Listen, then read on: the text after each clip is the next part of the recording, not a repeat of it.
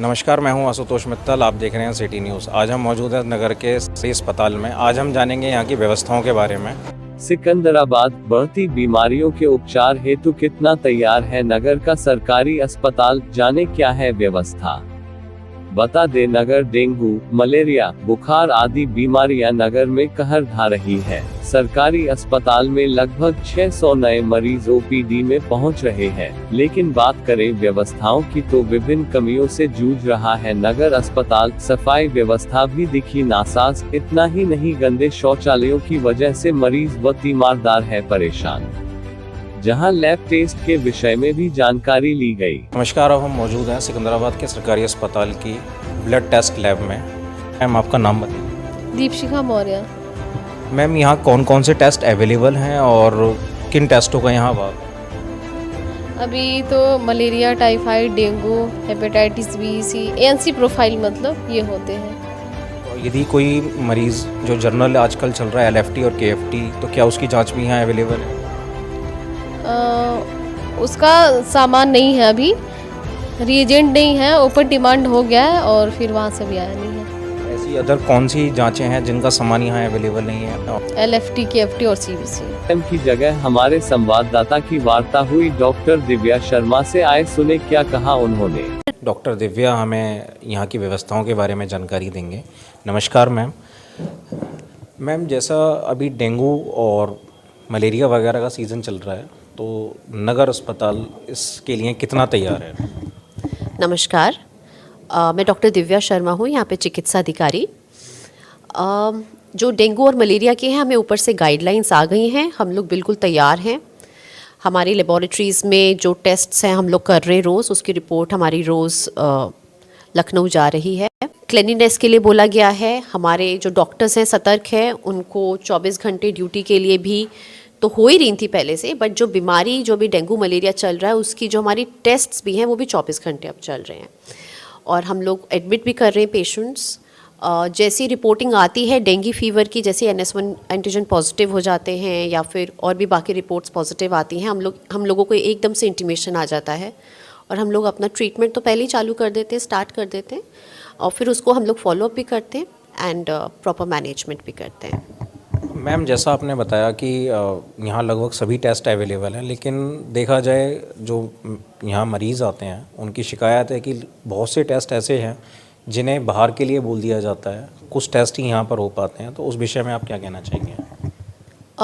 इस विषय में ऑलरेडी हमने अपने CMO साहब को इन्फॉर्म कर दिया है। हमें ऊपर से रिएजेंट्स की कमी है। मशीन्स हैं हमारे पास, मगर वो टेस्ट नहीं हो पाते हैं, जैसे कि LFT है, KFT है। तो मगर मरीज़ से हमें टेस्ट तो लिखने हैं, हम बोलते हैं आप ये टेस्ट जिला अस्पताल बुलंदशहर में करा लीजिए, वहाँ पे हमारी जो लेबॉरेटरी है उसमें सारे टेस्ट उपलब्ध हैं, मगर कुछ मरीज़ वहाँ तक नहीं जा पाते हैं। हमें मजबूरन उनको तो लिखने पड़ेंगे टेस्ट कि हमें रिपोर्ट्स चाहिए, बट जैसे हमारे पास रिएजेंट्स की उपलब्धता आ जाएगी हम लोग वो टेस्ट करना स्टार्ट कर देंगे। मैम, स्वच्छता की हम बात करें तो मरीजों की शिकायत है कि स्वच्छता का अभाव यहाँ पाया जाता है। इवन मरीज़ तीमारदार को भी यहाँ सफाई व्यवस्थाओं के कारण उदासीनता का शिकार होना पड़ता है। तो सफाई व्यवस्था के विषय में आप क्या कहना चाहेंगे? सफाई व्यवस्था मैं बहुत कॉन्फिडेंटली बोल रही हूँ अब कि ये पहले से बहुत सुधरी है। हमारा फॉल आउट ऑफ पेशेंट्स बहुत है, फुटफॉल बहुत है, बहुत पेशेंट्स आते हैं, तो ये कहना कि हर 1 घंटे में पोंछा लगे तो ये थोड़ा मुश्किल है, मगर वॉशरूम सारे साफ़ रहते हैं। हम लोग यहाँ पे हर 4 घंटे में सफाई हो रही है और जहाँ पे भी हमें ज़्यादा गंदगी लगती है वो सब हो रहा है। पेड़ की कटिंग हो गई है, जो यहाँ पे ट्रीज़ हैं जहाँ से ज़्यादा मच्छर और ये सब आते, कूड़ा करकट ये हम लोग पहले से निकाल रहे जो बाहर की चीज़ें हैं। एंड पहले गवर्नमेंट ने कॉन्ट्रैक्ट पे, तो वो अब सारे अटेंडेंस उन लोगों की लग रही है and they all are coming continuously.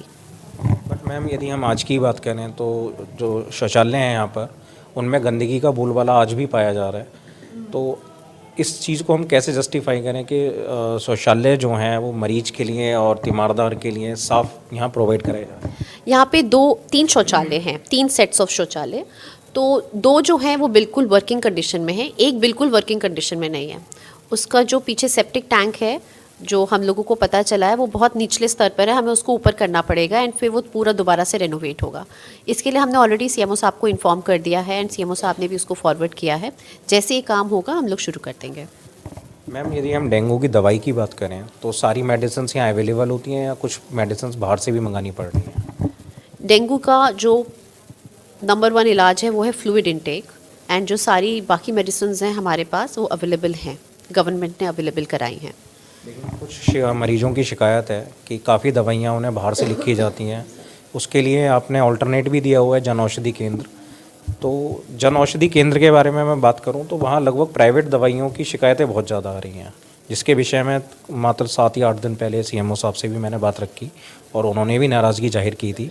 उस विषय पर आप क्या कहेंगे?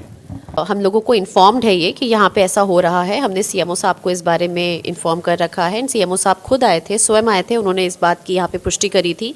इन लोगों को लेटर भी दिया गया है और आई थिंक इन पे अभी भी केस चल रहा है, तो अभी इन्वेस्टिगेशन पे है, जैसे इस पे रिजल्ट आ जाएगा आपको बता दिया जाएगा। मैम, अधिकांशतः यहाँ देखा जाता है अल्ट्रासाउंड कक्ष पे लगभग 2 साल से ताला पड़ा हुआ है और मरीज़ों को बाहर जा कर के लगभग 1000 रुपीज़ की रेंज में अल्ट्रासाउंड कराना पड़ रहा है। तो उसके विषय में आगे क्या तैयारियाँ की जा रही हैं?